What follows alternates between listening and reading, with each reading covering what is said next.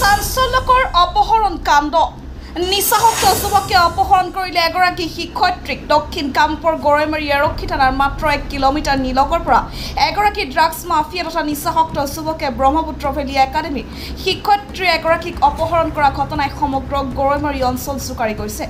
জানিব পৰা মতে আছে বিয়লি 2 বজাত গৰৈমাৰী টুক্ৰাপাৰা স্থিত ব্ৰহ্মপুত্ৰ ভেলী একাডেমীৰ ওচৰৰ পৰা নুৰুল ইছলাম নামৰ লম্পট যুৱক এজনে আৰু 4জনকৈ লোকৰ সহযোগত যুৱতী শিক্ষয়িত্ৰীক অপহৰণ কৰি লৈ অপহৃত শিক্ষয়িত্ৰীৰ ঘৰ গৰৈমাৰী হাতীপাৰাত বুলি জানিব পৰা গৈছে। ঘটনা সংক্ৰান্তত ইতিমধ্যে পৰিয়ালৰ লোকে গৰৈমাৰী আৰক্ষী থানাত 5জনকৈ ব্যক্তিৰ বিৰুদ্ধে এজাহাৰ দাখিল কৰিছে। ঘটনা কেন্দ্ৰ কৰি সমগ্ৰ গৰৈমাৰী অঞ্চলত তীব্ৰ চাঞ্চল্যৰ সৃষ্টি হৈছে।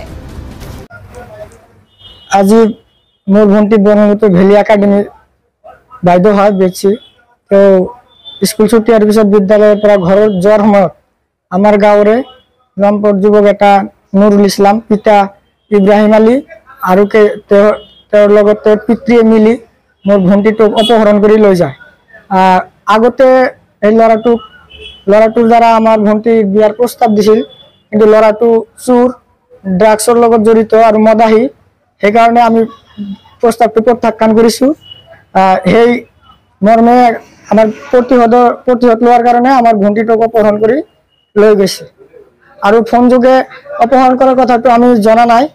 আমি স্কুলৰ পৰা মোৰ দেউতাই ফোন মাৰিছে, মোৰ দেউতাক ফোন কৰিছে, ল'ৰাটোৱে ফোন কৰি কৈছে যে ৰুনিয়াক আমি উঠাই আনিছোঁ, যে আপোনালোকৰ কোনো চিন্তা কৰিব নালাগে, আৰক্ষীক জনালে আমি ছোৱালীটোক মাৰি পেলাম, আপোনালোকে এইটো আমাৰ আৱশ্যক কামটো কৰিব লাগিব, আপোনালোকে যাতে কাকো নজনায় যে আপোনাৰ বিয়াৰ কাৰণে প্ৰস্তাৱ দিছিল, মই বিয়া ল'ৰা বুলি কৈছে, মদ খাওঁ বুলি কৈছে, সেইকাৰণে আপুনি দিয়া নাই, সেইকাৰণে উঠাই লৈ আহিছোঁ। এতিয়া আমি সেইটোৰ কাৰণে গৰৈমাৰী আৰক্ষী থানাত এটা এজাহাৰো দিছোঁ। লগতে তাৰ লগত আৰু বহুকেইজন আমি নাম দিছোঁ, যিসকল পদকী আছিল, যিসকলে প্ৰস্তাৱ দিছিল, সেইসকলৰ নামো আমি দি দিছোঁ।